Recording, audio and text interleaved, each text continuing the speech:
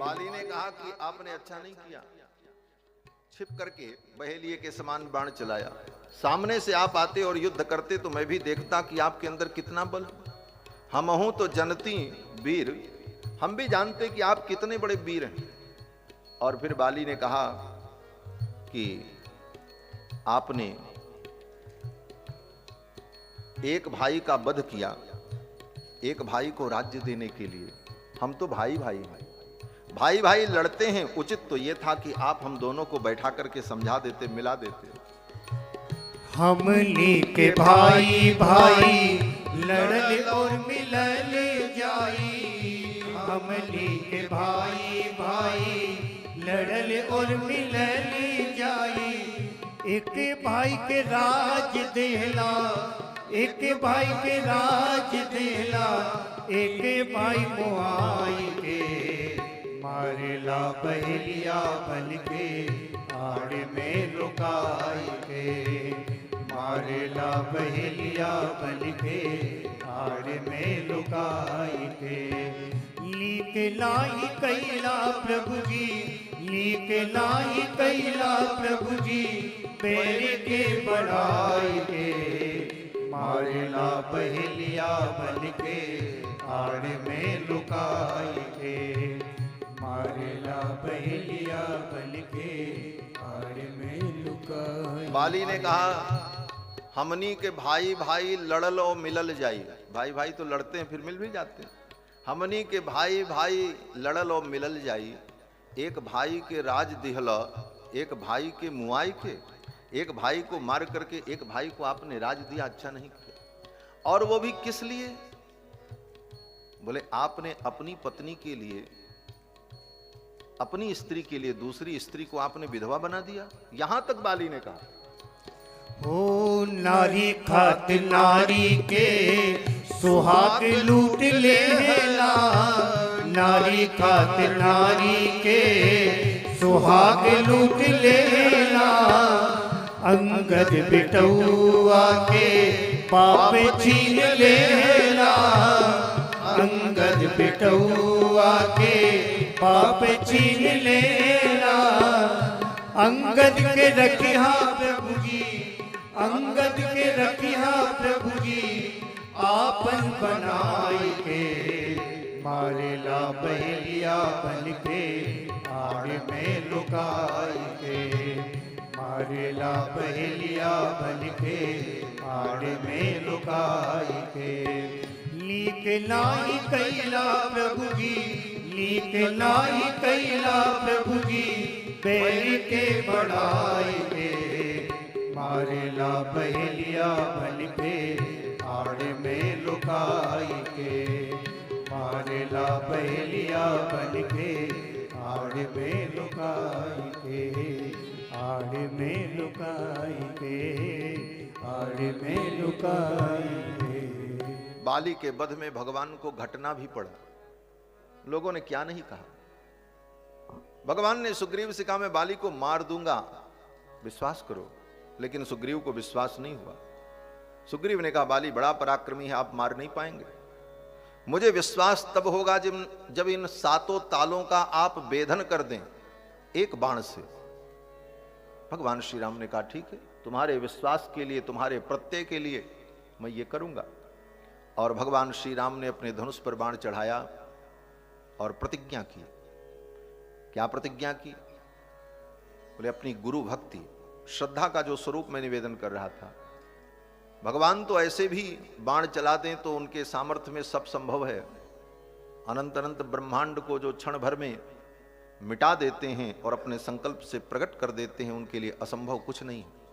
लेकिन लीला के माध्यम से आचार्य और गुरु के प्रति श्रद्धा कैसी हो, इस स्वरूप का मानो निदर्शन करने के लिए भगवान श्री राम धनुष पर बाण चढ़ा करके यही कहते हैं, प्रतिज्ञा करते हैं कि भक्तिश्चेत कुशिक नंदन पादयोर में। विश्वामित्र जी के चरणों में अगर मेरी भक्ति हो तो ये मेरा बाण भित्वा आगमिष्यत रसातलम अप्यगाधम, इन सातों तालों का भेदन करते हुए मेरा बाण रसातल में चला जाए। कुशिक नंदन विश्वामित्र के चरणों में अगर मेरी भक्ति हो ये भी कह सकते थे राम जी कि गुरुदेव वशिष्ठ के चरणों में मेरी भक्ति हो तो ये बाण सातों तालों का भेदन कर दे। लेकिन वशिष्ठ जी के चरणों में भक्ति तो स्वाभाविक है, लेकिन विश्वामित्र जी के संपूर्ण वृत्त को सुनने के बाद भी उनके चरणों में राम जी की कितनी श्रद्धा है, ये सिद्ध करने के लिए राम जी ने धनुष पर बाण चढ़ाया और कहा, देखो विश्वामित्र जी के चरणों में मेरी भक्ति हो तो ये मेरा बाण सातों तालों का भेदन करता चला जाए। ऐसा कह करके बाण छोड़ा और उस बाण ने सातों ताल का भेदन कर दिया और बाण रसातल में चला गया। भित्वागमिष्यति रसातलमप्यगाधम्। ये श्रद्धा का स्वरूप है। भगवान श्री राम मांडकर्णी मुनि को प्रणाम करते, फिर वहां से चल करके भगवान वहीं आसपास दंडकारण्य में ही कभी किसी मुनि के यहां कभी किसी मुनि के यहां निवास करते। लगभग 12 वर्ष की अवधि भगवान ने वहां पर व्यतीत की दंडकारण्य में। कितने कितने दिनों तक कहते हैं, क्वचित परिदशान मासान एक संवत्सरम, क्वचित कहीं पर 10 महीने रहे, कहीं पर 1 वर्ष रहे। कश्चित चतुरो मासान क्वचित चतुरो मासान पंचसर्च परान, क्वचित कहीं पर 4 महीने, कहीं 5 महीने, कहीं 6 महीने, ऐसे बदल बदल कर यत्र तत्र राम जी ने दंडकारण्य में 12 वर्ष व्यतीत किया। और उसके बाद फिर सुतीक्ष्ण मुनि के आश्रम में फिर आए। 12 वर्ष की अवधि वहीं बीत गई। अब आगे असुरों के संहार का जब समय आता है तो भगवान योजना बनाते हैं कि असुरों के संहार के लिए मुझे अगस्त मुनि से मिलना चाहिए, क्योंकि दक्षिण दिशा में जो कुछ भी धर्म, तप और संस्कृति सुरक्षित है वो अगस्त मुनि के कारण है। अगस्त मुनि से असुर भयभीत रहते थे। जो कुछ मुनि महात्मा बचे थे वहां पर अगस्त मुनि के कारण ही बचे थे। इसलिए भगवान ने विचार किया कि मैं अगस्त मुनि का दर्शन करूं और उनका मार्गदर्शन लेकर के ही मैं आगे इस पवित्र कार्य को बढ़ाऊं, असुरों के संहार का कार्य। और लक्ष्मण जी के साथ और मुनि मंडली के साथ जब चलते हैं तो भगवान अगस्त मुनि की चर्चा करते हुए लक्ष्मण से कहते हैं, लक्ष्मण हम लोग अब अगस्त मुनि के आश्रम में चल करके उनका दर्शन करेंगे। कौन से अगस्त मुनि? तो भगवान श्री राम कहते हैं वे अगस्त मुनि जिन्होंने आतापी बातापी जैसे असुरों का संहार करके मुनियों का संरक्षण किया। ये आतापी बातापी कौन थे? बोले 2 भाई थे, असुर थे, दोनों बड़े दुष्ट थे। महाराज आतापी क्या करता था? बोले आतापी जाकर के महात्माओं को निमंत्रण दे देता था। मनुष्य का वेश धारण करके, मुनियों का वेश धारण करके वो आतापी जाए और जाकर के मुनियों को निमंत्रण दे, महाराज कल हमारे यहाँ भंडारा है, आप प्रसाद पाने आना। अब महात्मा लोग बेचारे भंडारा स्वीकार कर लें, बोले चलो। और भंडारा में किस चीज का भंडारा? ऐसे ही भंडारा नहीं, श्राद्ध का निमंत्रण देता था। हमारे यहाँ श्राद्ध में आपको भोजन करने आना है। और श्राद्ध में भी कैसा श्राद्ध? अपात्रक नहीं, सपात्रक श्राद्ध। श्राद्ध 2 प्रकार का होता है, एक सपात्रक, एक अपात्रक। सपात्रक श्राद्ध वो होता है जिस श्राद्ध में साक्षात ब्राह्मण को ही पितरों के आसन पर बैठाकर उस ब्राह्मण के शरीर में ही पितर का आवाहन किया जाता है। हाथ में जल लेकर उस ब्राह्मण के हाथ में जल देते हुए श्राद्धकर्ता कहता है भवताम शरीरे पितृन आवाहयिष्ये। फिर जब वो कहता है आवाहय, तब उस ब्राह्मण के शरीर में ही पितरों का आवाहन करता है और फिर उसी ब्राह्मण का पूजन करके उसको भोजन कराता है। इसको सपात्रक श्राद्ध कहते हैं। और जब ऐसे योग्य ब्राह्मण न मिलें जिनके शरीर में हम पितरों का आवाहन करके अपने पितरों का पूजन करें, तो कुश इत्यादि रख करके पितरों का आवाहन करके श्राद्ध किया जाता है, जो पद्धति वर्तमान में प्रचलित है। हमारे गुरुदेव भगवान जब कभी भी श्राद्ध करते तो सपात्रक ही करते, पूज्य श्री ब्रह्मचारी जी में। और हम ही लोगों को, विद्यार्थियों को बैठावें और बैठा करके आवाहन करते थे अपने पितरों का। ये सपात्रक श्राद्ध की विधि अब तो देखने को नहीं मिलती कहीं। ये सब पांडित्य कर्मकांड सब विलुप्त होता चला जा रहा है। तो सपात्रक श्राद्ध करता था वो आतापी। ब्राह्मणों को निमंत्रण दे, ब्राह्मण लोग आवे, उनको आसन पर बैठावे और अपना श्राद्ध करने का सारा नाटक करता था। और उन्हीं के शरीर में पितरों का आवाहन करके फिर भोजन परोसे, भोजन कराने के लिए। और ब्राह्मण निमंत्रण स्वीकार करने के बाद मजबूरन आते थे, क्योंकि नियम है, आपको कोई ऐसे भोजन का निमंत्रण दे दे तो आप किसी कारण से उसके घर भोजन करने न जाओ तो कोई दोष नहीं लगेगा। लेकिन श्राद्ध में किसी ने निमंत्रण दिया है और आपने निमंत्रण स्वीकार कर लिया, और स्वीकार करने के बाद अगर आप उपस्थित नहीं हुए तो आपको महान पाप लगेगा। इसलिए श्राद्ध का निमंत्रण स्वीकार कर लेने के बाद सारा काम छोड़ करके जाना चाहिए। इस दृष्टि से वे ब्राह्मण लोग चले जाते।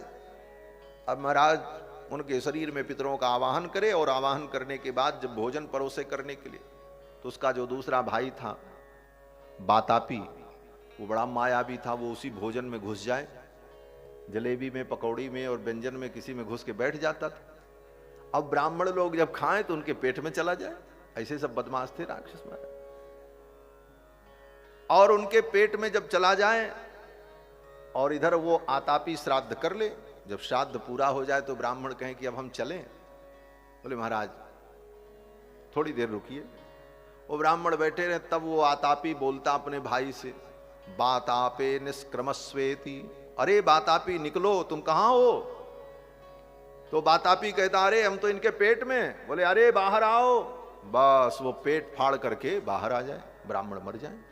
इस प्रकार दोनों भाइयों ने, आतापी बातापी ने मिलकर के कितने ब्राह्मणों को, ऋषियों को मार डाला दंडकारण्य में। पेट में घुस जाए और पेट फाड़ करके निकल आवे। एक दिन सभी ब्राह्मण परेशान हो गए, बोले ये तो बड़ा दुष्ट है, क्या करें। अगस्त मुनि ने कहा, इस बार निमंत्रण देने आवे तो मेरे पास भेज देना, मैं निमंत्रण स्वीकार करूंगा।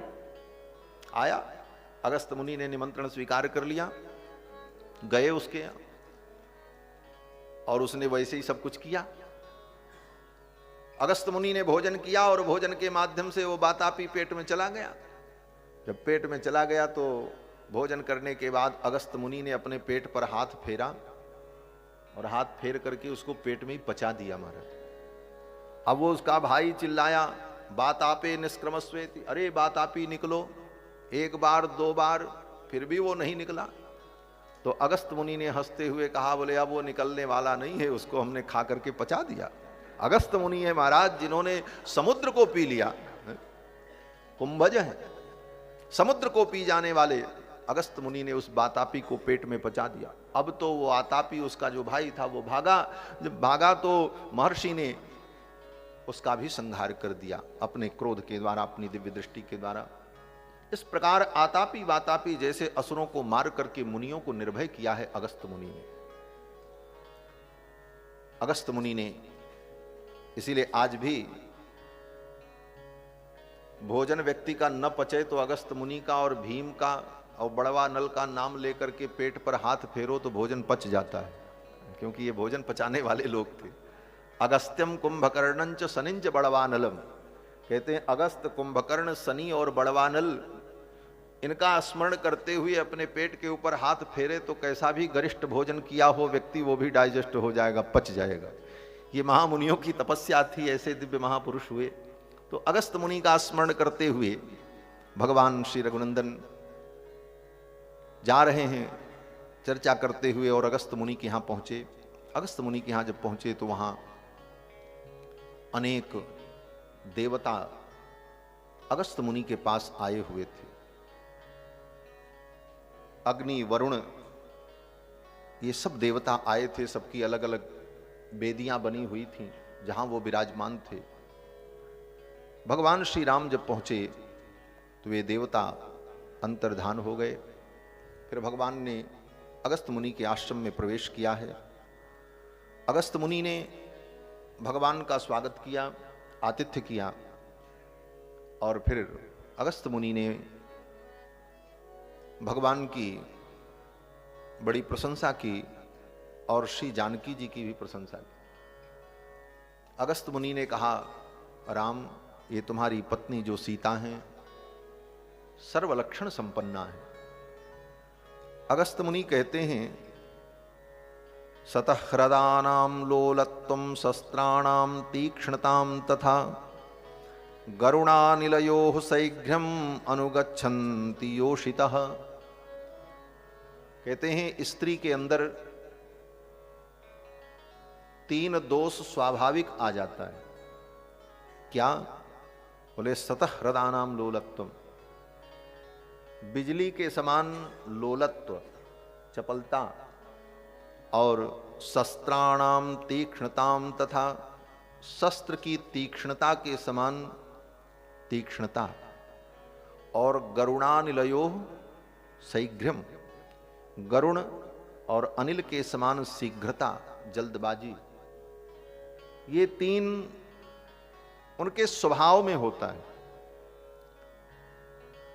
अगस्त्य मुनि कहते हैं इयं च भवतो भार्या दोषैर एतैर विवर्जिता, इन दोषों से विवर्जित हैं आपकी भार्या, आपकी सीता सर्वलक्षण संपन्ना नारीणाम उत्तमा वधू। ये तो सर्वलक्षण संपन्ना है जो देवर्षि नारद कहते हैं, इनके अंदर किसी भी प्रकार का कोई दोष नहीं है। श्लाघ्या च व्यपदेश्या च यथा देवी स्वरुंधति।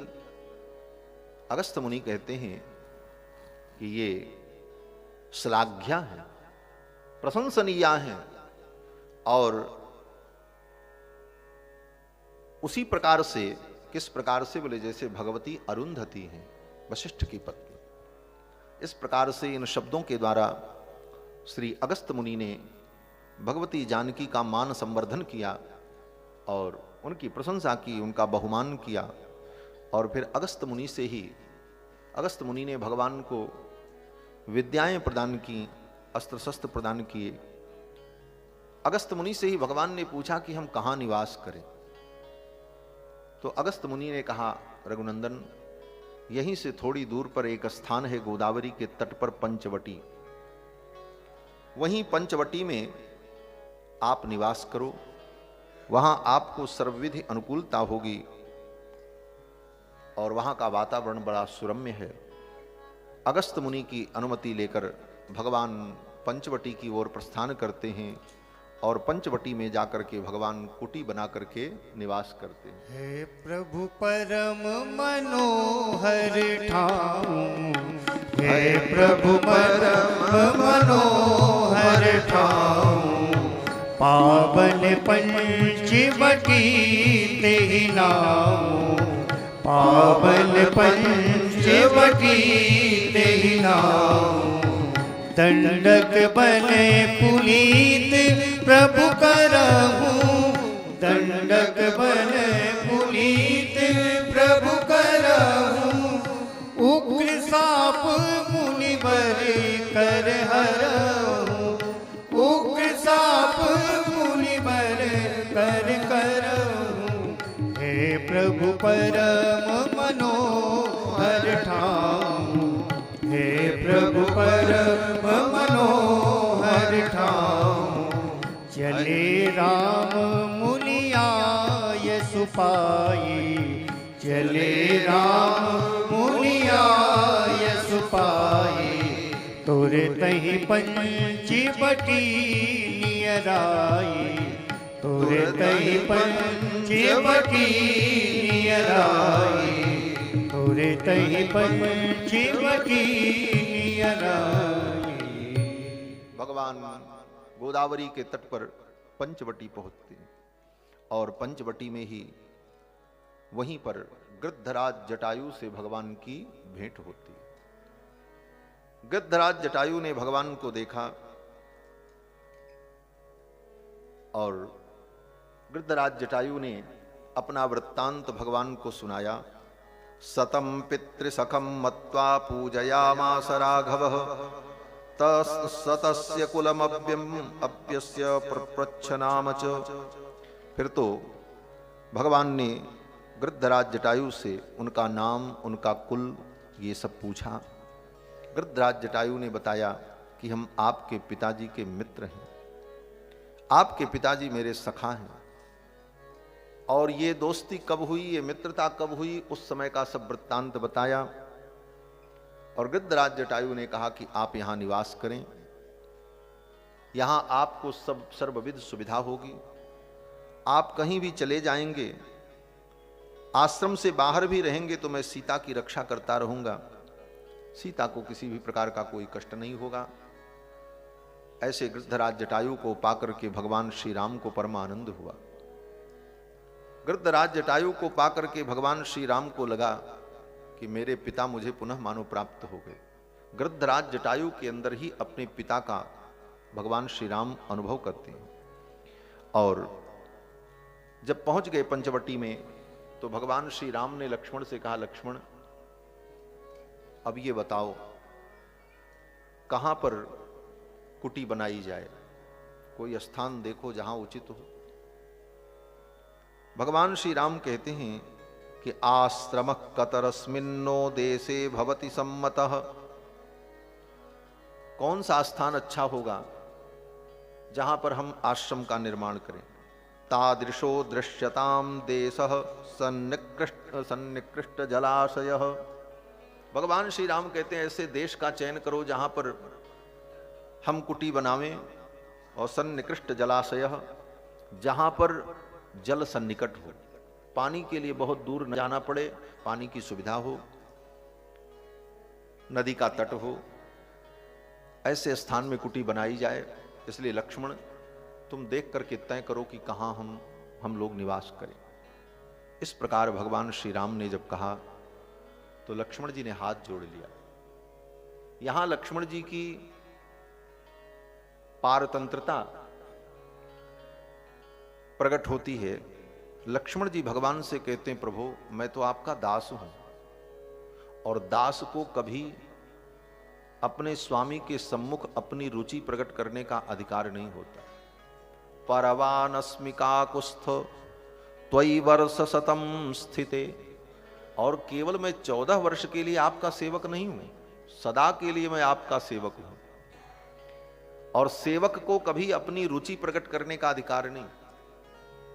सेवक स्वामी की रुचि से चलता है। मैं बताऊं कि ये स्थान उत्तम है, ये उचित है, ये मेरा अधिकार नहीं। हे प्रभु, आप स्वामी हैं, मेरे नाथ हैं, आप स्वयं बताओ, आपको जो रुचिकर हो, आपको जहां अच्छा लगे आप बताओ, मैं वहां कुटी का निर्माण कर दूं। स्वयं तु रुचिरे देशे क्रियताम इति माम बद।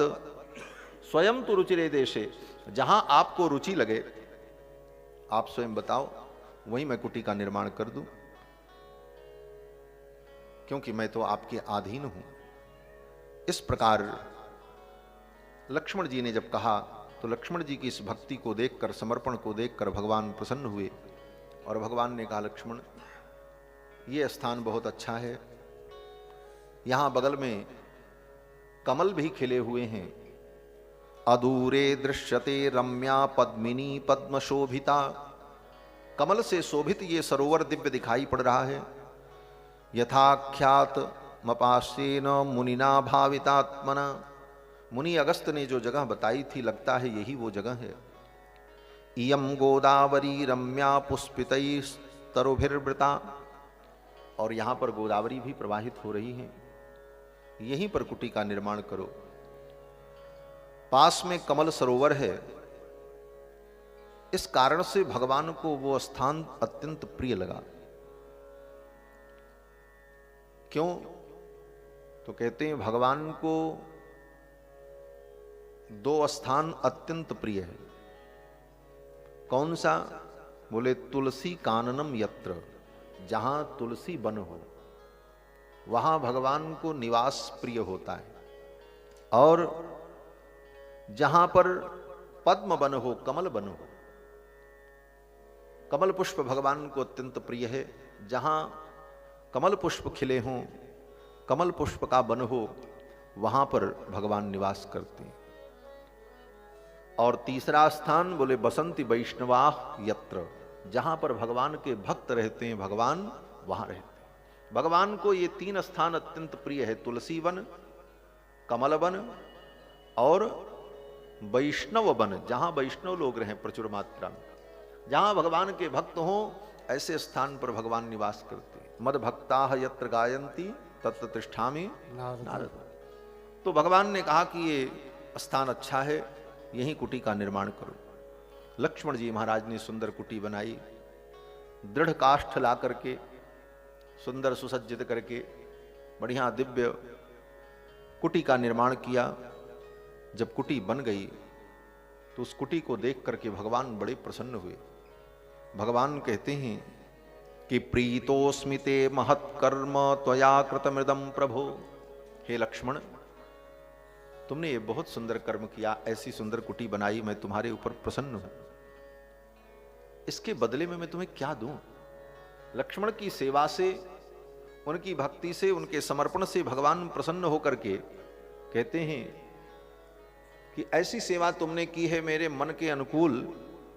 प्रदेयो यन निमित्तम में, इस निमित्त मैं तुमको क्या दे सकता हूं? भगवान ने विचार किया और फिर भगवान ने क्या दिया? बोले अपना परिश्वंग दिया।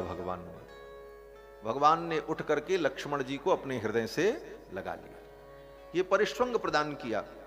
कल स्वामी जी महाराज, हरिदेव मंदिर के पूज्य स्वामी जी महाराज पधारे थे।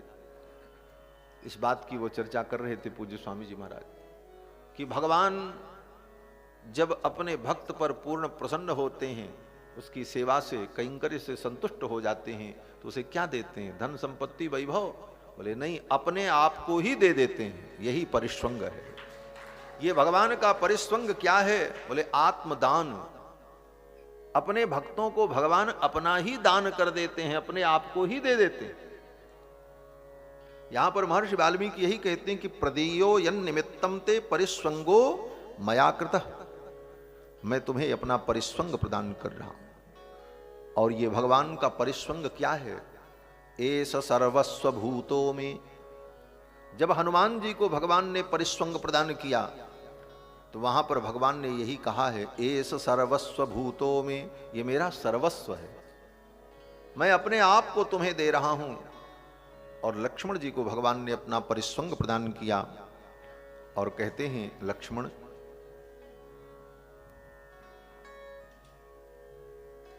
तुम्हें पा करके और तुम्हारे साथ रह करके मुझे यह अनुभव होता है कि आज भी मेरे पिता भी दुनिया में विद्यमान हैं, वो मरे नहीं।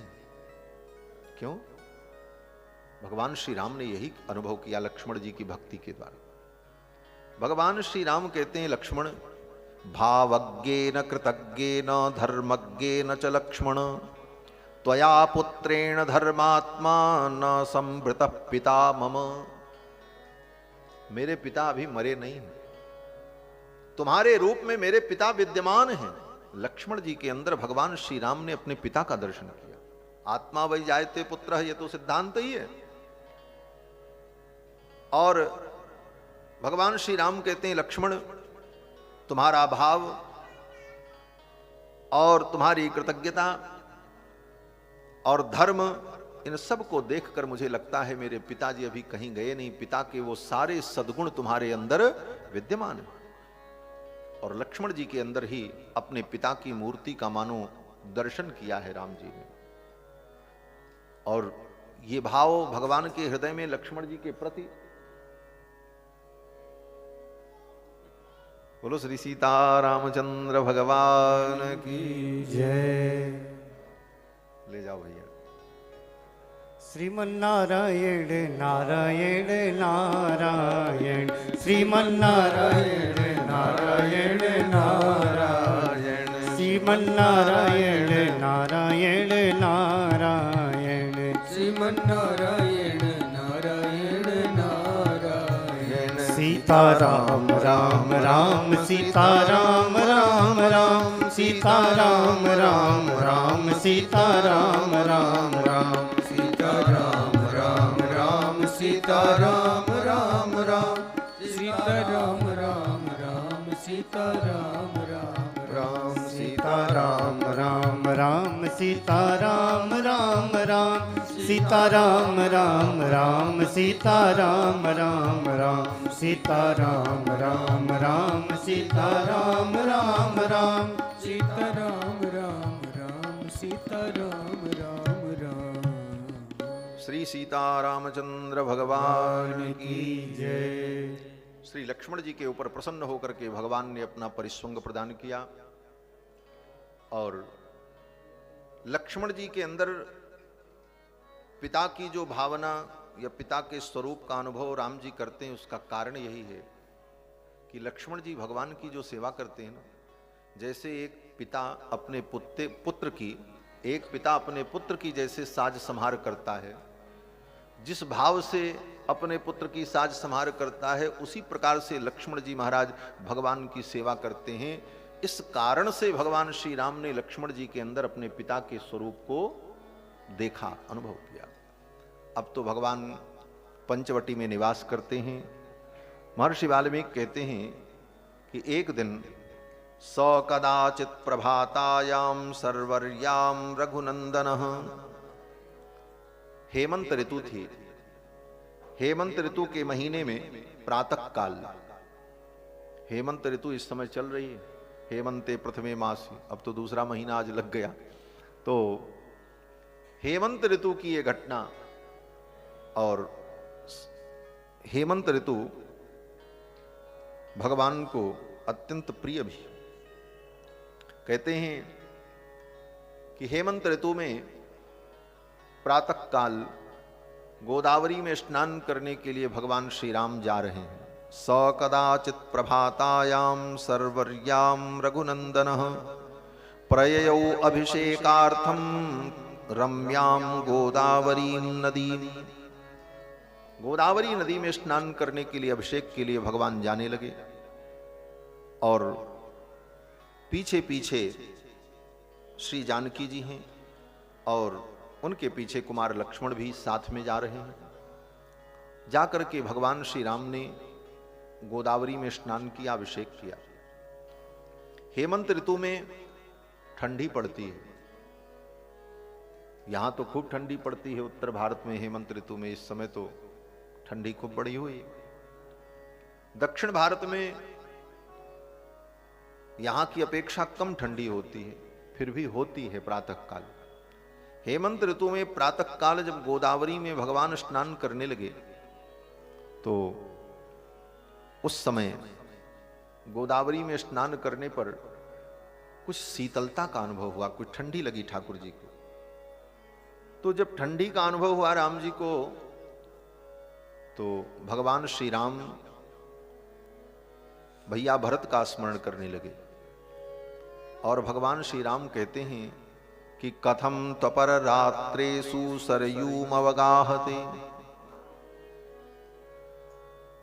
उसी समय कहते हैं कि सरयू जी में लक्ष्मण जी को भरत जी कैसे स्नान करते होंगे, वहां तो बहुत ठंडी पड़ती होगी अयोध्या में। जब यहां इतनी ठंडी है तो वहां इतनी ठंडी में भैया भरत कैसे स्नान करते होंगे। कथम त्वपर रात्रेषु सरयूम अवगाहते पद्मपत्रे क्षणश्याम श्रीमान निरुद्रो महान। ये चर्चा हो रही थी। क्यों? बोले भरत जी महाराज अर्धरात्रि में ही जाकर के सरयू में स्नान करते थे। कथम त्वपर रात्रेषु, अर्धरात्रि में भरत जी स्नान करने क्यों जाते हैं? बोले सवेरे तो ठंडी होती है, अर्धरात्रि में तो और ठंडी। अपर रात्रि में भरत जी स्नान करने के लिए इसलिए जाते हैं कि भरत जी सोचते हैं कि अगर मैं प्रातः काल स्नान करने जाऊंगा तो वहां पर उसी समय सभी लोग स्नान करने जाते हैं और सवेरे सवेरे लोग अपने अपने घर से स्नान करने के लिए निकलेंगे और मुझे देखेंगे। और सवेरे सवेरे लोगों ने अगर मेरा मुंह देख लिया तो व्यक्ति का पूरा दिन अमंगल हो जाएगा। मेरे जैसे पापी का मुख लोग देखेंगे, जिस पापी के कारण प्रभु रघुनंदन को वन में जाना पड़ा। मुझ पापी का मुख प्रातः काल देखेंगे, उनका पूरा दिन बिगड़ जाएगा, अमंगल होगा। इसलिए मैं किसी को अपना मुंह दिखाऊं ये ठीक नहीं। इसलिए अर्धरात्रि में ही जब लोग सोते रहते थे तो श्री भरत जी महाराज जाकर के स्नान कर लेते थे अर्धरात्रि में, कोई देखने न पावे।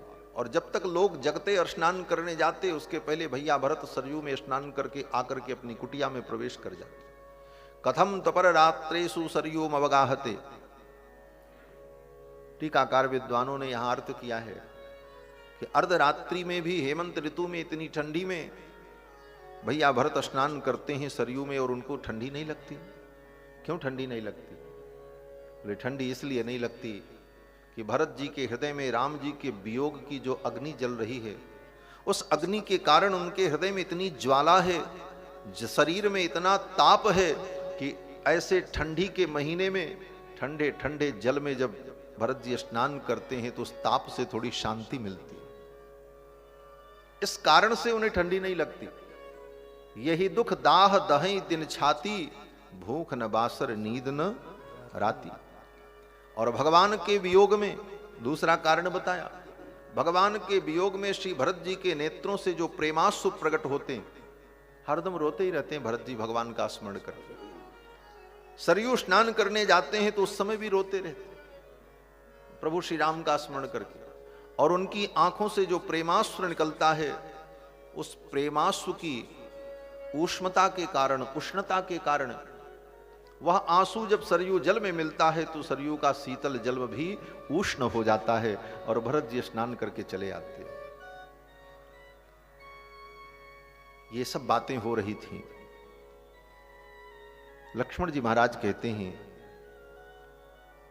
कि मेरे भैया भरत बड़े अच्छे हैं। मैंने सुना है कि संसार में ये प्रसिद्धि है कि मां के गुण पुत्र में आते हैं और पिता के गुण बेटी में आते हैं। लेकिन इस लोक ख्याति को, इस उक्ति को भैया भरत ने निरर्थक कर दिया। मां के एक भी गुण भैया भरत में नहीं आए, पिताजी के ही सारे गुण भैया भरत में आए। ये लक्ष्मण जी कह रहे हैं। ख्यातो लोक प्रवादोयम भरते नान्यथा कृतः। भरत जी ने इस लोक की ख्याति को अन्यथा कर दिया, गलत सिद्ध कर दिया। लोग कहते हैं कि मां के ही सारे गुण पुत्र में आते हैं और पिता के सारे गुण बेटी में आते हैं, लेकिन मां के एक भी गुण भैया भरत में नहीं आए, पिताजी के ही सारे गुण आए। अब इस वाक्य में, लक्ष्मण जी के इस कथन में भैया भरत की प्रशंसा है, भरत जी का गुणानुवाद है। लेकिन सूक्ष्म दृष्टि से विचार करो तो महारानी कैकेयी की आलोचना भी है कि महारानी कैकेयी के एक भी गुण नहीं आए, पिता के सारे दिव्य गुण आए।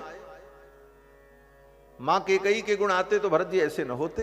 ये सारे तात्पर्य वहां से घटित होते। लक्ष्मण जी के इन वचनों को सुनकर भगवान श्री राम को अच्छा नहीं लगा। भगवान श्री राम ने विचार किया, मेरी मां की ये निंदा कर रहे हैं लक्ष्मण। भगवान श्री राम ने कहा, लक्ष्मण न तेम्बा मध्यमाता तो गर्हितव्या कदाचन। हे लक्ष्मण, तुम मेरी मध्यमांबा महारानी कैकेयी की निंदा मत करो। अगर तुम्हें बोलना ही है, कुछ बोलने का मन है, तो तमेवं इक्ष्वाकुनाथस्य भरतस्य कथाम कुरु। इक्ष्वाकु कुल के जो नाथ हैं भरत, उनकी कथा मुझे सुनाओ। ऐसा कह करके भगवान ने लक्ष्मण जी को डांट दिया, चुप करा दिया। और फिर भगवान श्री राम भैया भरत का स्मरण करके विलाप करने लगे। भगवान श्री राम कहते हैं कि कदा ह्ययं समेष्यामि। श्री राम जय राम जय जय राम। श्री राम जय राम जय जय राम। श्री राम जय राम जय जय राम। श्री राम जय राम जय जय राम। श्री राम जय जय राम। श्री राम जय राम जय जय राम। श्री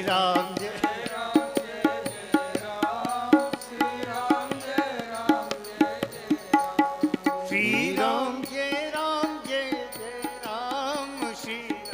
जय राम जय जय राम। श्री राम जय राम जय जय राम।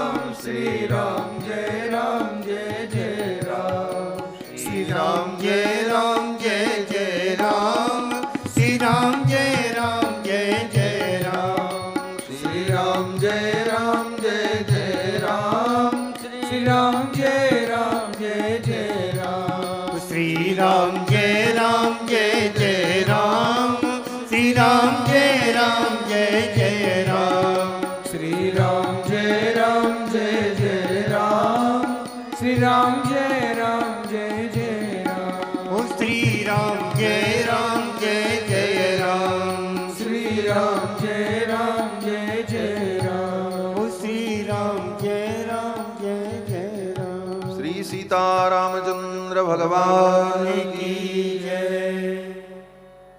श्री वृंदावन के परम विद्वान श्री नैयायिक जी उपस्थित हुए। आपका स्वागत अभिनंदन। मैं निवेदन कर रहा था कि भगवान श्री राम भैया भरत का स्मरण करके, अयोध्या का स्मरण करके गोदावरी में स्नान करते हुए रोने लगे और भगवान यही कहते हैं कि कदा ह्ययं समेष्यामि भरतेन महात्मना शत्रुघ्नेन च वीरेण त्वया च रघुनंदन। भगवान श्री राम कहते हैं, हे लक्ष्मण, वो दिन कब आएगा जब मैं अपने भाई भरत से मिलूंगा, कुमार शत्रुघ्न से मिलूंगा और तुम भी साथ में होगे, हम भाई लोग आपस में मिलेंगे। इत्येवं बिलपंतस्तत्र प्राप्य गोदावरीम नदीम, ऐसा कह करके रोते हुए विलाप करते हुए भगवान गोदावरी में स्नान करते हैं। चक्रे अभिषेकम काकुस्थ सानुज सह सीतया, अनुज लक्ष्मण के सहित सीता जी के सहित भगवान गोदावरी में स्नान करते। कहते हैं भरत जी का स्मरण करके भगवान जब रोने लगे तो भगवान के आंखों से जो प्रेमाश्रु निकला, इत्येवं बिलपस्तत्र, विलाप करने पर भगवान के आंखों से जो आंसू निकला, उन आंसुओं की उष्णता के कारण गोदावरी का शीतल जल भी उष्ण हो गया और राम जी को भी स्नान करने में शीतलता का अनुभव नहीं हुआ, ठंड नहीं लगी। और अयोध्या में भगवान का स्मरण करके भरत जी महाराज अपर रात्रि में, कथम त्वपर रात्रेषु सरयूम अवगाहते, यहाँ पर भरत जी भगवान का स्मरण करके जब विलाप करते हैं तो उनके प्रेमाश्रुओं से सरयू का जल उष्ण हो जाता है और भैया भरत सरयू में अवगाहन करते। इन दोनों के परस्पर प्रेम का अद्भुत भाव का चित्रण किया। अगर भैया भरत भगवान के वियोग में रोते हैं तो भगवान भी भरत के वियोग में रोते।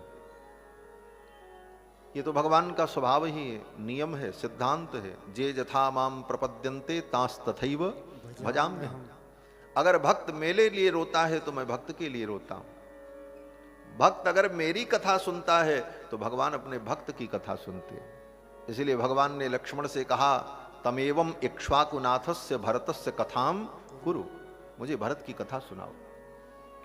इस प्रकार अभिषेक करके, स्नान करके, तर्पयित्वाथ सलिलैस्तैः पितॄन् दैवतानपि स्तुवन्ति स्मोदितं सूर्यं देवताश्च तथा नघाः।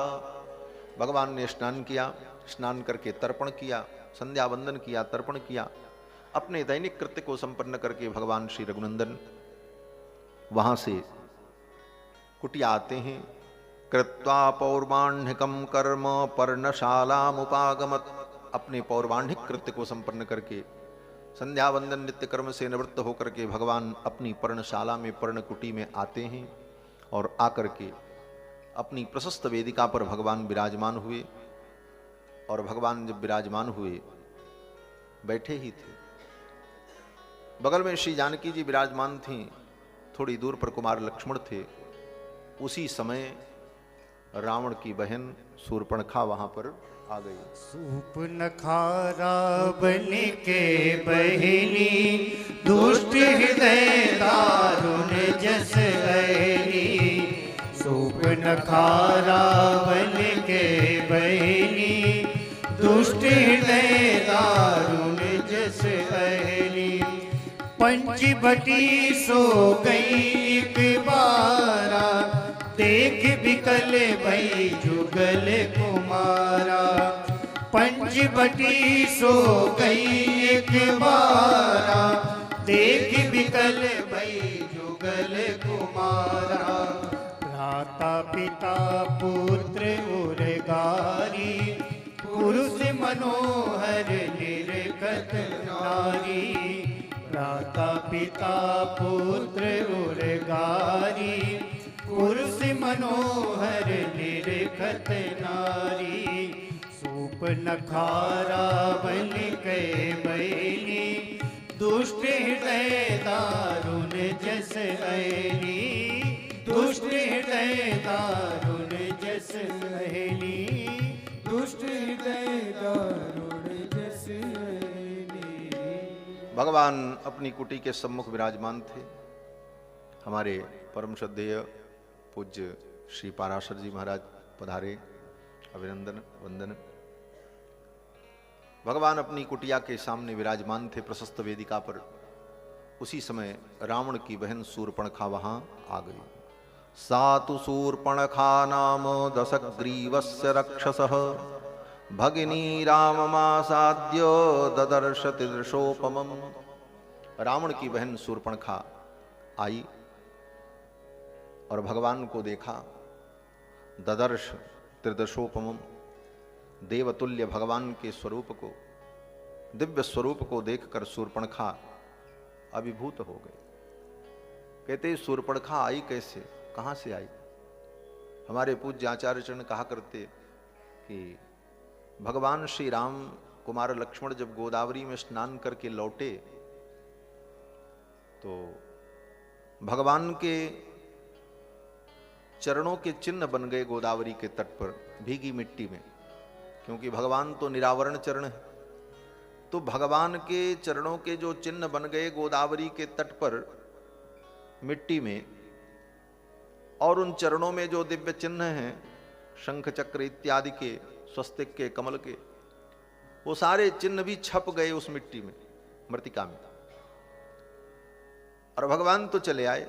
कहीं से घूमती घूमती शूर्पणखा वहां पहुंची। देखा अभी अभी कोई स्नान करके गया है, ऐसे सुंदर चरण चिन्ह बने। और उन चरण चिन्हों को देखकर, चरण की सुंदर आकृति को देखकर शूर्पणखा विचार करने लगी, जिसके चरण के चिन्ह इतने सुंदर हैं उसके चरण कितने सुंदर होंगे, और जिसका चरण इतना सुंदर होगा उसके कर कमल कितने सुंदर होंगे, और जिसका कर कमल इतना सुंदर होगा उसका मुख कमल कितना सुंदर होगा। ऐसे पुरुष का मैं दर्शन करूं। भगवान के उन चरण चिन्हों को देख करके ही भगवान को देखने की इच्छा उसके अंदर उत्पन्न, और उन चरण चिन्हों को देखती देखती भगवान के सन्निकट उनकी कुटिया तक शूर्पणखा आ गई। आचार्य चरण कहते थे कि शूर्पणखा जैसी पापिनी भगवान के सम्मुख पहुंच गई। भगवान के सम्मुख सभी जीव नहीं जा सकते। भगवान के सम्मुख पहुंचना साधारण पुण्य की बात नहीं, लेकिन शूर्पणखा जैसी पापिनी भगवान के सम्मुख पहुंच गई। राक्षसी कैसे पहुंच गई? कहते हैं कि भगवान के चरण चिन्हों का दर्शन करके जीव कितना भी बड़ा पापी क्यों न हो, लेकिन भगवान के चरण का आश्रय ले ले तो भगवान तक वो पहुंच ही जाता है। मानो भगवान के चरण चिन्हों का आश्रय लेकर दर्शन करके वो कृतकृत्य हुई और भगवान के सन्निकट पहुंच गई शूर्पणखा। भगवान के सन्निकट जब पहुंची तो भगवान के स्वरूप को देखकर, भगवान के स्वरूप को देखकर वो भाव विभोर हो गई और सोचने लगी, ये मेरे पति हो जाते, मैं इनसे ब्याह कर लेती, ये बड़े सुंदर हैं। ये शूर्पणखा का कोई बहुत बड़ा दोष नहीं माना जा सकता। भगवान इतने सुंदर हैं ही कि इनकी सुंदरता को देखकर कोई आर्य, ये तो राक्षसी, कोई आर्य ललना भी अपने आर्य चरित्र से विचलित हो जाए तो ये कोई आश्चर्य की बात नहीं। ये तो राक्षसी है, इसकी क्या बात? बड़ी बड़ी आर्य ललनाएं भगवान के सौंदर्य माधुर्य को देखकर अपने चरित्र से विचलित हो जाए, इसीलिए तो, और यह भी एक अच्छी बात है। श्री वेदव्यास भगवान कहते हैं, यादुस्त्यजम स्वजन मार्य पथंच हित। भगवान के सौंदर्य को देखकर कोई देवी अपने आर्य पथ से विचलित हो जाए तो यह दोष नहीं, यह भाव ही, ये भगवान के प्रति भाव ही परम धर्म बन जाता है। तो एक ग्रंथ है वो प्रेम पत्तनम। प्रेम पत्तनम में इन सारे विषयों पर खूब चर्चा की कि असती ही जहां पर सतीत्व है, असतीत्व को ही सतीत्व माना, असत्य को ही सत्य माना। तो प्रेम की एक विलक्षण व्यवस्था ही है। तो भगवान को देखकर अगर कोई अपने चरित्र से विचलित हो जाए तो यह दोष नहीं है, ये तो भगवान के दिव्य सौंदर्य की विशेषता है, महिमा है। वेदव्यास जी तो यहां तक कहते हैं कि दंडकारण्य के मुनि महात्मा भगवान के रूप को देख करके मोहित हो गए। पुरा महर्षय सर्वे दंडकारण्य वासिनः राम रूपम हरिम दृष्ट्वा भोक्तुम इच्छन्सु विग्रहम। तो ये तो शूर्पणखा थी, भगवान के सौंदर्य को देख करके मुग्ध हो गई और आकर के निवेदन कर दिया, हे प्रभु। शूर्पणखा ने कहा, आप बड़े सुंदर हो, आप मुझसे विवाह कर लो। और ये संजोग बहुत बढ़िया है, आपके समान कोई पुरुष नहीं, मेरी जैसी कोई नारी नहीं। तोसम पुरुष नमोसम नारी, यह संजोग विधि रचा विचारी। और सही कहा शूर्पणखा ने, तोसम पुरुष नमोसम नारी। शूर्पणखा ने कहा, आपके समान कोई पुरुष नहीं, मेरी जैसी नारी नहीं। सच्चाई है, राम जी जैसा कोई पुरुष हो ही नहीं सकता। वो तो पुरुष एवेदम सर्वम यद भूतम यच्च भव्यम, उनके जैसा पुरुष कौन हो सकता है। और शूर्पणखा जैसी नारी, बोले हाँ, शूर्पणखा जैसी निर्लज्ज नारी भी नहीं हो सकती दुनिया में, जो कि भगवान के सम्मुख पहुंच करके ऐसा झूठ बोल रही।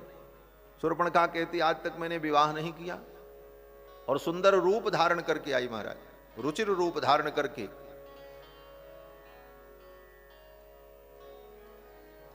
और कहती है, महाराज आप मुझसे विवाह कर लो। और जबकि वो विधवा है, उसका पति पहले ही मर चुका है। कहती, मैं आज तक कुंवारी हूं, और सुंदर वेश बना करके आई। इसीलिए भगवान ने उसका तिरस्कार कर दिया। अगर वो अपने वास्तविक स्वरूप में और सच्चाई के साथ आती तो शायद भगवान विचार कर सकते थे, कुछ कोई रास्ता निकलता। लेकिन उसने जो कपट किया, इसलिए ठाकुर जी को अच्छा नहीं लगा। भगवान का तो स्वभाव है, निर्मल मन जन सो मोहि पावा, मोहि कपट छल छिद्र न भावा। उसने कपट वेश बनाया और झूठ भी बोला, इसलिए भगवान को अच्छा नहीं लगा। बोले ये झूठ बोल रही, कपट करके आई है। महर्षि वाल्मीकि तो दोनों की तुलना करने लगे। शूर्पणखा सामने खड़ी है और भगवान विराजमान है। शूर्पणखा कहती, प्रभु मुझसे विवाह कर लो, मैं आपसे विवाह करने आई हूं। तो महर्षि वाल्मीकि ने सोचा कि विवाह तो वर वधू की समानता हो, कुल की समानता, वय की समानता, सुंदरता की समानता, पूरी समानता नहीं तो अनुपात तो ठीक होना ही चाहिए। और कहां ये शूर्पणखा और कहां रघुनाथ जी ये ब्याह करने आई। दोनों के गुण धर्म का 3 श्लोकों में विवेचन किया महर्षि वाल्मीकि ने। वाल्मीकि जी कहते हैं, सुमुखम दुर्मुखी रामम वृत्त मध्यम महोदरी। सुमुखम, राम जी कैसे, बोले सुमुखम, जिनका मुखमंडल इतना सुंदर है, त्रिभुवन कमनीय है, कोटि कोटि कंदर्प दर्प दलन पटियान। और ये कैसी, बोले दुर्मुखी, भयानक मुख इसका है। वो ऊपर से हिस्नो पाउडर लगा करके आई थी, फिर भी वो भयानक रूप महर्षि वाल्मीकि को दिख रहा था, इसलिए वाल्मीकि जी ने कहा दुर्मुखी। ऐसे तो बड़ी सुंदर बन करके आई थी, लेकिन उसका जो वास्तविक स्वरूप था वो महर्षि वाल्मीकि को दिख रहा है, क्योंकि ब्रह्मा जी का वरदान है। ब्रह्मा जी ने यही वरदान दिया था कि हसितम भासितम चैव गतिर्यावच्च चेष्टितम तत्सर्वम धर्म वीर्येण यथावत् सम प्रपश्यति। रामचरित्र में जितना विषय है सब तुमको यथावत दिखाई पड़ेगा, इसलिए वाल्मीकि जी सब देख रहे हैं। वाल्मीकि जी कहते हैं, सुमुखम दुर्मुखी, कहां भगवान सुंदर मुख वाले और कहां ये दुर्मुखी। सुमुखम दुर्मुखी रामम वृत्त मध्यम महोदरी। और हमारे प्रभु श्री रघुनंदन का मध्य भाग, कमर, कटी भाग कैसा है, बोले अत्यंत सुंदर, क्षीण कटी है। और ये ठाकुर जी का पेट कैसा है, बोले सुव्यवस्थित है उधर। और ये बोले वृत्त मध्यम महोदरी, इसका पेट बड़ा विशाल है महाराज। नगाड़ा जैसा पेट लेकर के आ गई राम जी से ब्याह करने के लिए। वृत्त मध्यम महोदरी। कहते हैं भगवान की कथा में कभी कभी कुछ हंसने की भी बात हो जाए। हंसते क्वचिच्च, कहीं कहीं, बाकी तो सब रोने की बात। भगवान की कथा में तो प्रेमाश्रु बहे, रुदंत भीक्षणम, बार बार रोना, हंसते क्वचिच्च। इसलिए कहीं कहीं पर महर्षि वाल्मीकि भी हंसने वाली बात कह देते। और राम जी का चरित्र तो सर्वत्र करुण भाव से युक्त ही। अब यहां पर महर्षि वाल्मीकि कहते हैं कि वो बड़े पेट वाली आ गई महाराज, वृत्त मध्यम महोदरी विशालाक्षम विरूपाक्षी। भगवान के नेत्र कितने विशाल हैं, विशालाक्षम, भगवान विशालाक्ष हैं, पुंडरीकाक्ष हैं। कितनी नेत्रों की उपमा भक्तों ने दी है, इनके नेत्र कितने सुंदर हैं। मोहन के अति नयन नुकीले, निक से जात पार हीरा के सरसीले गर्बीले। ना जानो बेधन अनियत की तीन लोकते न्यारी, ज्यों ज्यों छिदत मिठास हिये में सुख लागत अति भारी। ऐसे नेत्रों का गुणगान किया भक्तों ने। मोहन नैना आपके नौका के आकार, जो जन या में चढ़ गए सो जन है गए पार। ऐसे नेत्र, भगवान के नेत्रों का खूब वर्णन किया आचार्यों ने। श्री यामुनाचार्य स्वामी जी महाराज ने बालवंदार स्तोत्र में कर्णांतलोलेक्षणम मुग्धस्मेर मनोहराधर दलम मुक्ता किरीटोज्ज्वलम सब वर्णन किया। ऐसे भगवान के सुंदर मनोहर नेत्र जो करुणा और कृपा के सागर हैं, विशालाक्षम, ऐसे विशाल नेत्र जिनके नेत्रों का वर्णन वेद करते हैं महाराज। ये पुंडरीकाक्ष नाम भगवान का इसीलिए कि पुंडरीक के समान भगवान के नेत्र हैं, ये श्रुति ने कहा। और उन्हीं पुंडरीकाक्ष का स्मरण करके हम पवित्र हो जाते हैं। पुंडरीकाक्ष पुनातु, भगवान के नेत्र ऐसे दिव्य। और इसके नेत्र कैसे हैं, बोले विरूपाक्षी। विरूपाक्षी, बिल्ली जैसी आंख चमकती हुई, रेडियम चमक रहा है उसमें। वो जैसे रेडियम पर लाइट पड़े तो उधर से चमक आती है। जंगली निशाचर जो जीव हैं, रात्रि में विचरण करने वाले, उनकी आंखों पर जब प्रकाश पड़ता है तो आंख चमकती है। ऐसी हुई चमकती हुई उसकी आंख राक्षसी की शूर्पणखा की। विरूपाक्षी, विशालाक्षम विरूपाक्षी, सुकेशम ताम्रमूर्धजा। महर्षि वाल्मीकि कहते हैं राम जी कैसे, बोले सुकेशम, इनके केस कितने सुंदर हैं। ठाकुर जी की अलकावली, इनके केस अत्यंत सुंदर। सुकेशम, इसीलिए भगवान का एक नाम ही केशव है, जिनके केस अत्यंत सुंदर हो। और ये कैसी है, बोले ताम्र मूर्धजा, इसके बाल जो है तांबे के समान है, जैसे तांबे का रंग लाल लाल होता है, ताम्र मूर्धजा। और तांबे के रंग के ही नहीं है, तांबे जैसे कड़े कड़े भी हैं, जैसे तांबे का तार हो। ताम्र मूर्धजा, और ये भी ताम्र मूर्धजा यहां पर कह रहे हैं वाल्मीकि जी। आगे लंका कांड में एक जगह कहीं प्रसंग आता है, वहां पर लंका की राक्षसियां शूर्पणखा को फटकारती हैं कि इसी के कारण इतना बड़ा अनर्थ हुआ, लंका में इतना विनाश हो रहा है। ये न गई होती वहां, न ये बवंडर होता, न कोई बवाल होता। तो वहां पर राक्षसियों ने, लंका की राक्षसियों ने शूर्पणखा को कहा कि ये इस अवस्था में विवाह करने गई थी श्वेत मूर्धजा। वहां पर इसको शूर्पणखा को श्वेत मूर्धजा कहा। बलिनी श्वेत मूर्धजा, जिसके बाल सफेद हो गए और ये ब्याह करने गई थी। और यहां पर महर्षि वाल्मीकि कहते हैं जब राम जी के पास आई तो ताम्र मूर्धजा, तांबे के रंग के इसके बाल थे। इन दोनों वाक्यों को देखने के बाद मेरे मन में बात आई कि शूर्पणखा के बाल तो सफेद ही रहे होंगे, लेकिन राम जी के पास आई तो गार्नियर वर्नियर लगा लिया रहा होगा, जैसे आजकल लोग लाल लाल लगा, भाई सज करके आई थी, तभी तो तांबे के रंग के इसके बाल थे। ताम्र मूर्धजा, बनावटी रंग करके आई थी। महर्षि वाल्मीकि कहते हैं सुकेशम ताम्र मूर्धजा, ठाकुर जी के बाल कितने सुंदर हैं। और ये ताम्र मूर्धजा आ गई। प्रिय रूपम विरूपासा, भगवान का रूप अत्यंत प्रिय है। जो भक्त देखते हैं तो अपलक नेत्रों से भगवान के स्वरूप का दर्शन ही करते हैं। प्रिय रूपम, जिनका रूप सबको प्रिय लगता है। प्राणहु ते प्रिय लागहि सब कह राम कृपाल, ऐसा दिव्य स्वरूप है ठाकुर जी का। एक पल के लिए पलक भी गिर जाए और गोविंद का दर्शन न हो, ठाकुर का दर्शन न हो, तो उनके रूप की प्रियता के कारण ही भक्तों को लगता है त्रुटि युगायति। एक क्षण भी, एक त्रुटि काल भी अत्यंत पीड़ाजनक हो जाता है भगवान के दर्शन के अलाप में। ऐसा सुंदर रूप, प्रिय रूपम। और ये कैसी है? बोले विरूपा, बड़ा विकृत रूप है। विशिष्ट रूपा विरूपा नहीं, अपितु विकृत रूपा विरूपा। नहीं तो ऐसे भी अर्थ हो जाए, विरूपा माने विशिष्ट रूप संपन्ना सा विरूपा।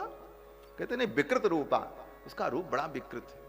भले वो सजी संवरी आई है, लेकिन इतना विरूप है और उसके चेहरे से इतनी ऊष्मा निकल रही है कि सामने वाले की आंख जो है ज्वाला से व्याकुल हो जाए, कोई देख न सके, ऐसा भयानक रूप विरूपा। प्रिय रूपम विरूपासा सुस्वरम भैरवस्वना। महर्षि वाल्मीकि कहते हैं हमारे राम जी का स्वर कितना बढ़िया है। सुस्वरम, राम जी बोलते हैं तो उनकी वाणी का स्वर, वाणी की मधुरता इतनी मीठी है महाराज। पीवू समिष्ट वचनाय परात्पराय, अमृत से भी ज्यादा मीठी। अमृत क्या मीठा होगा महाराज, अमृत से भी ज्यादा मीठी। अमृत में तो इतनी विशेषता है कि किसी मुर्दे को पिला दो तो मुर्दा जिंदा नहीं होगा, जिंदा पी ले तो मुर्दा नहीं होगा, अमृत पी ले तो आदमी मरेगा नहीं।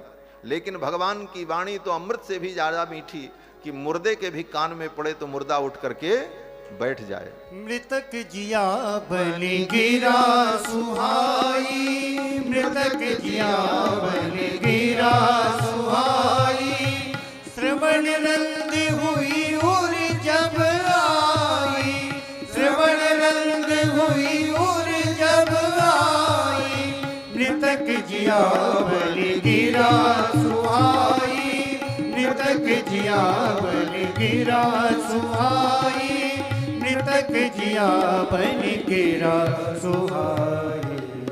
श्री गोस्वामी पाद कहते हैं मृतक जियावन गिरा सुहाई।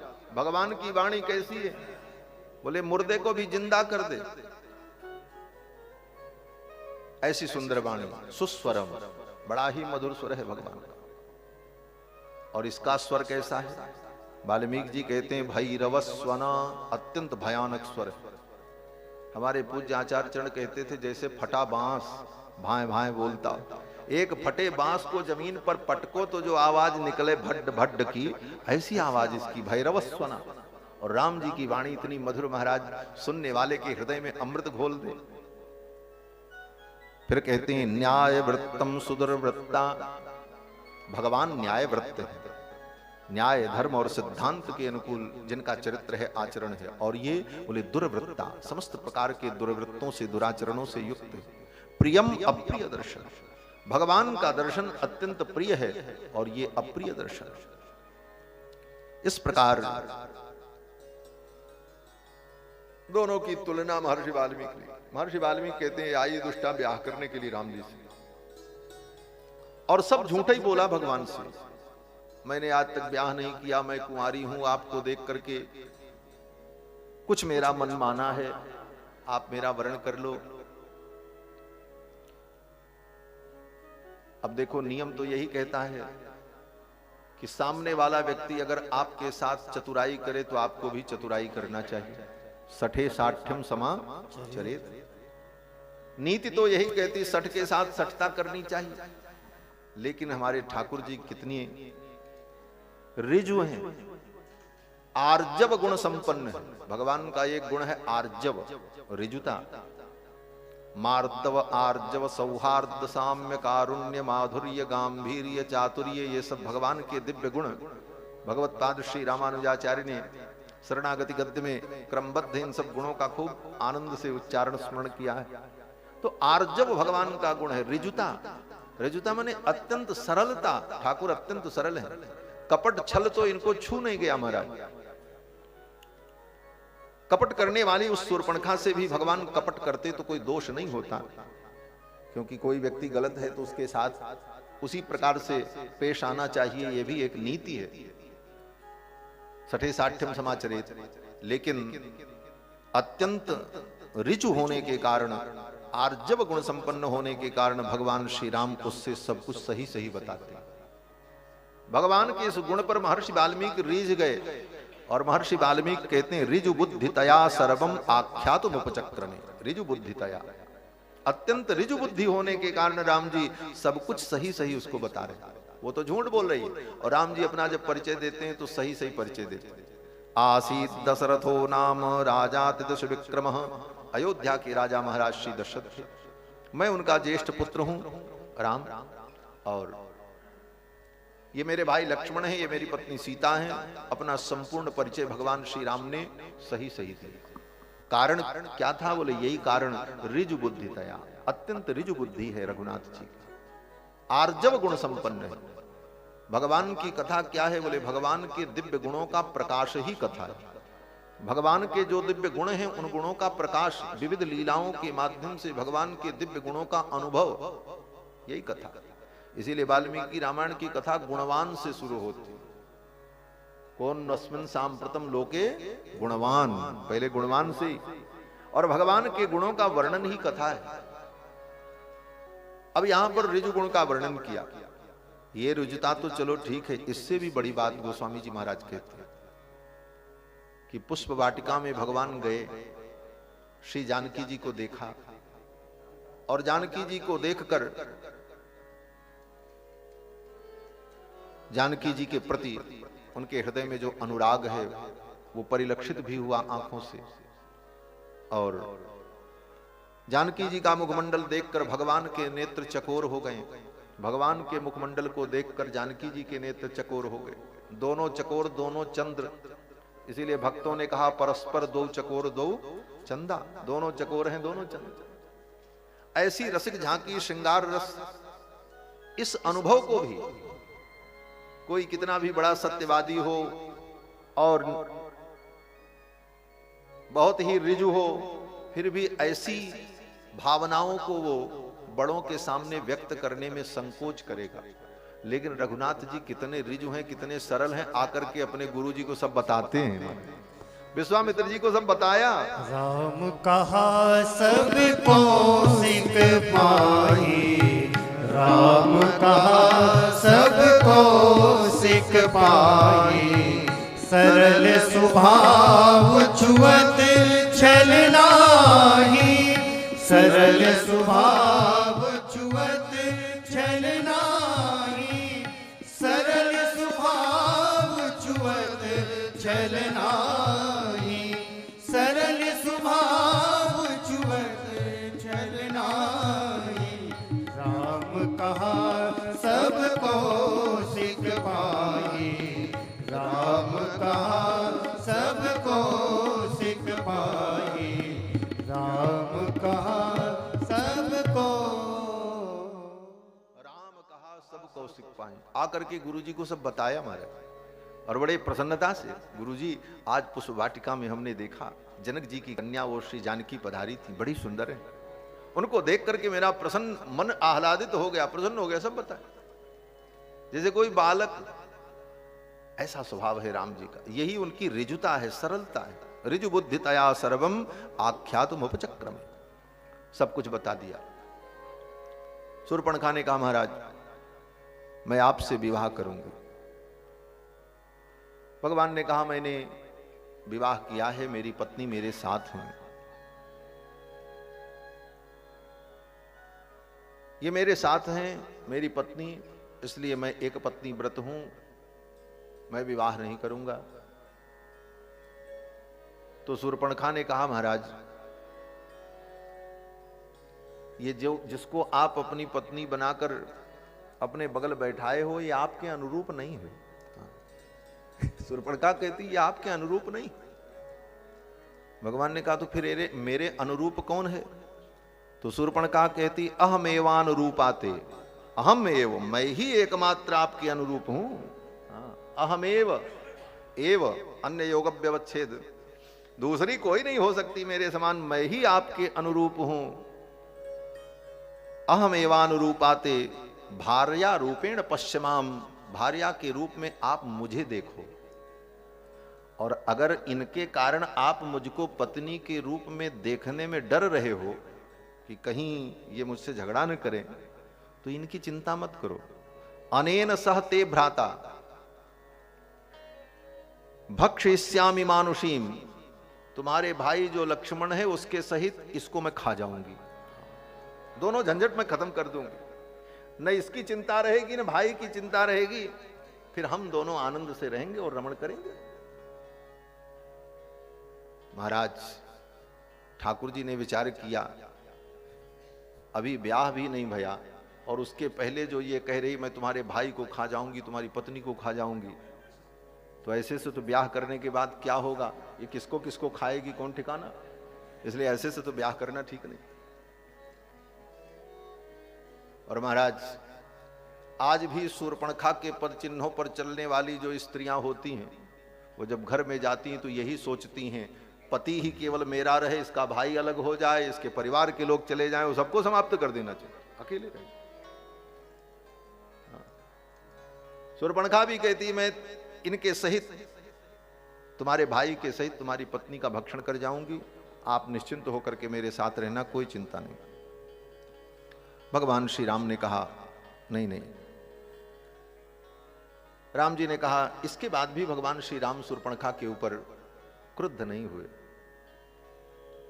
भगवान ने कहा अगर ऐसी बात है विवाह तुम्हें करना है तो देखो मैं तो एक पत्नी व्रत हूं, ये मेरे भाई हैं। एनम भज विशालाक्षी भरतारम भ्रातरम मम, मेरे भाई जो लक्ष्मण हैं इनको अपना भरतार बना लो।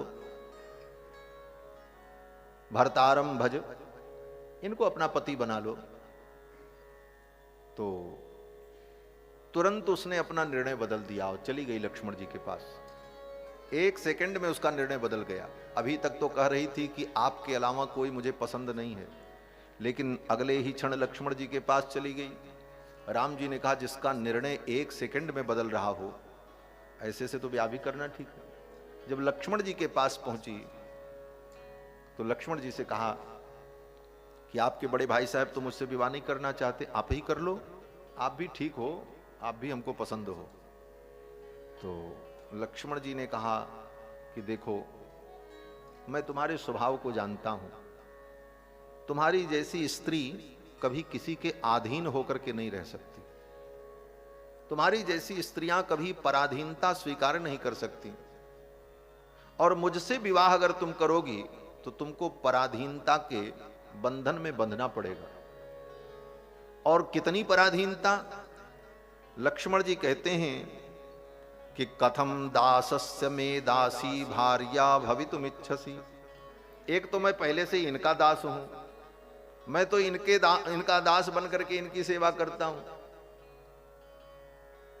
और तुम मेरी पत्नी बनोगी तो मेरी दासी बनोगी, तो तुमको तो मेरी भी सेवा करनी पड़ेगी, इनकी भी सेवा करनी पड़ेगी, और मां जानकी की भी सेवा करनी पड़ेगी। तो कथम दासस्य में दासी भार्या भवितुमिच्छसि, मुझ जैसे दास से विवाह करके तुमको सुख नहीं मिलेगा, तुम तो इन्हीं के पास जाओ, ये स्वामी हैं, ये स्वतंत्र हैं, सर्वसमर्थ हैं। भेज दिया। लक्ष्मण जी ने कहा उन्हीं के पास जाओ। तो शूर्पणखा ने अपनी समस्या बताई कि वो कह रहे हैं कि मेरी पत्नी मेरे साथ है, मैं दूसरा विवाह नहीं करूंगा। तो लक्ष्मण जी कहते हैं नहीं नहीं चिंता मत करो, वो तुमसे ब्याह करेंगे, सीता जी को छोड़ देंगे और तुमसे विवाह करेंगे। लक्ष्मण जी ने जो यहां पर श्लोक कहा यह बड़ा विचित्र अद्भुत है। यह पंक्ति इसी सर्ग में 3 बार आई और अलग अलग अर्थ इसके घटित होते हैं। लक्ष्मण जी कहते हैं एताम विरूपाम असतीम करालाम निर्णतोदरीम भार्याम वृद्धाम परित्यज्य त्वामेवैष भजिष्यति। आप जाओ तो उनके पास, वो सीता जी को छोड़ देंगे। क्यों? बोले एताम विरूपाम असतीम, वो सीता जी जो हैं वो विरूपा हैं, वो सुंदर नहीं है। ये सीधा अर्थ है लक्ष्मण जी का। लक्ष्मण जी जो कह रहे हैं जो शूर्पणखा को समझ में आ रहा है। लक्ष्मण जी कहते हैं एताम विरूपाम, इन विरूपा सीता को, असतीम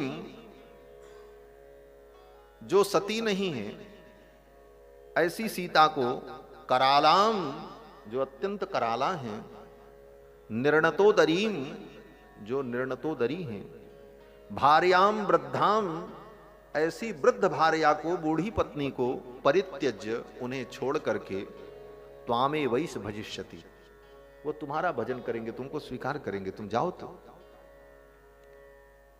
शूर्पणखा को यही अर्थ समझ में आया जो अभी अर्थ अनुभव हुआ हमारे कहने पर आप लोगों को। लेकिन लक्ष्मण जी किस अर्थ में कह रहे हैं? लक्ष्मण जी तो मानो जानकी जी की प्रशंसा कर रहे हैं, और जानकी जी की प्रशंसा करते हुए शूर्पणखा से कहना चाहते हैं ऐसी सीता जी को छोड़ करके वो तुमसे ब्याह करेंगे? कदापि नहीं करेंगे। काकू, तो जैसे बोलने में काकू होता है तो अर्थ बदल जाता है।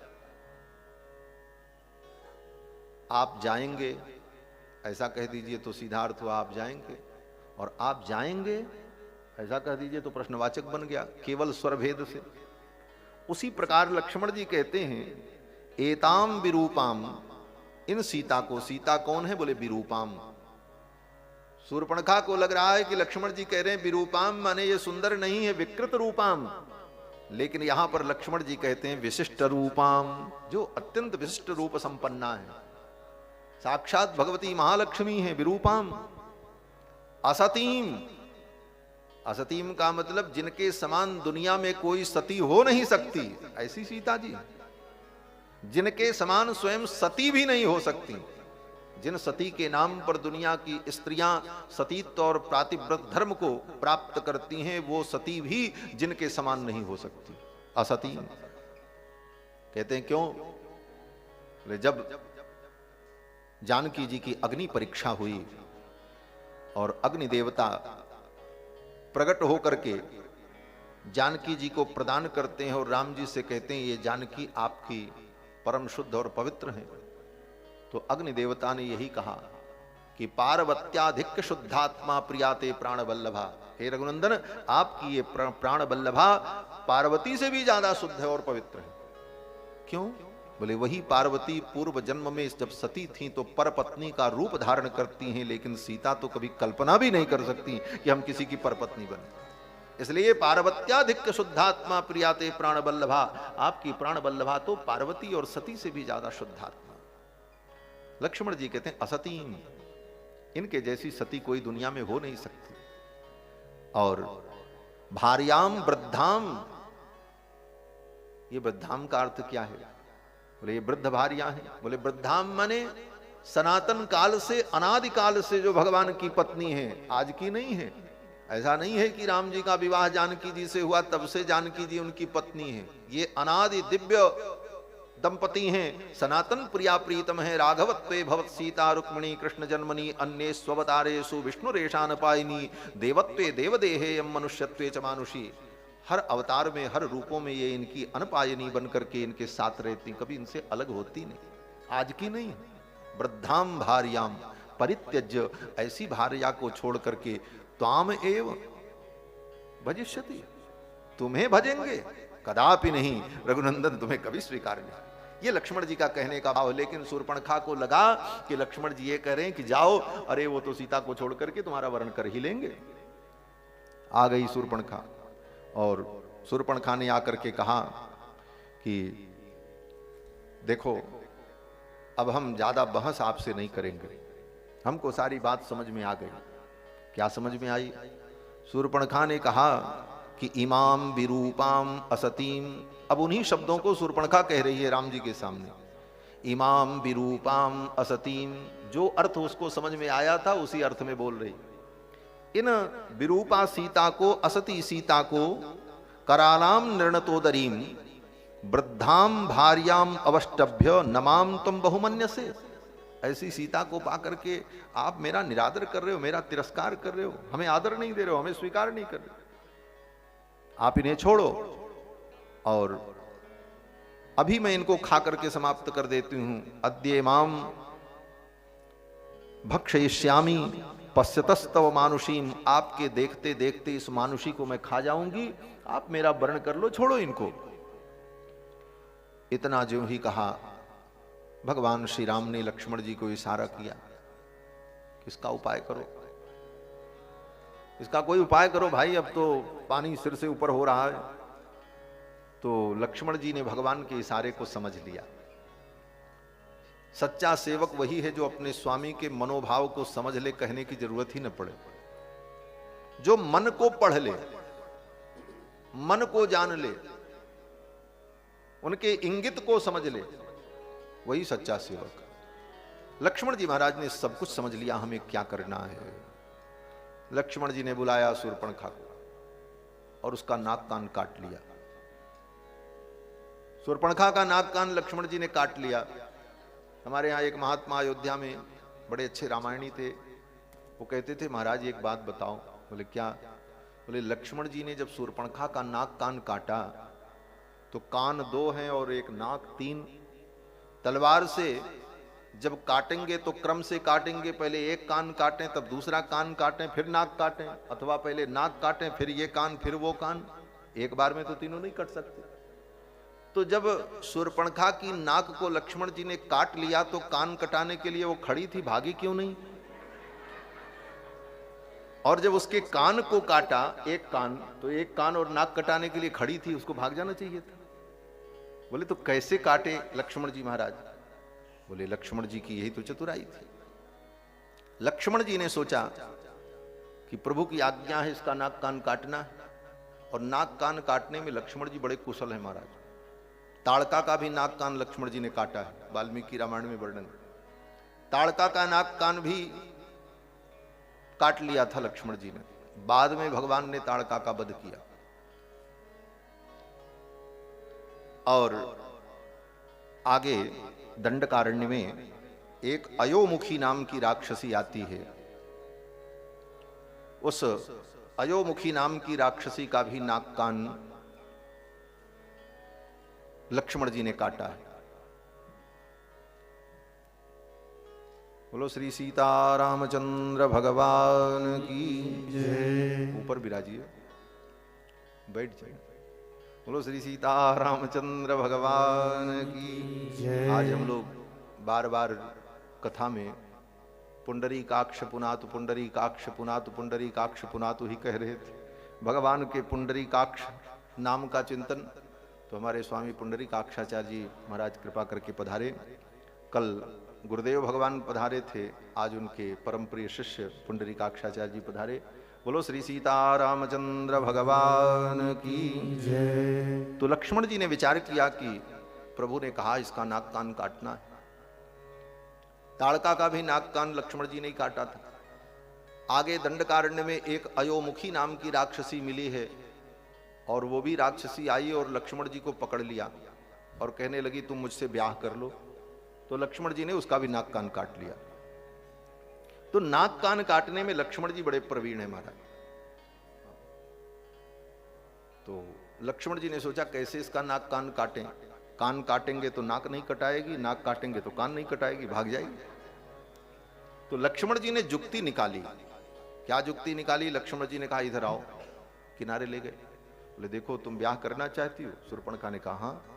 बोले तो ठीक है हम तैयार हैं, लेकिन एक बात बताओ ब्याह करने में तो बड़ी विधि होती है।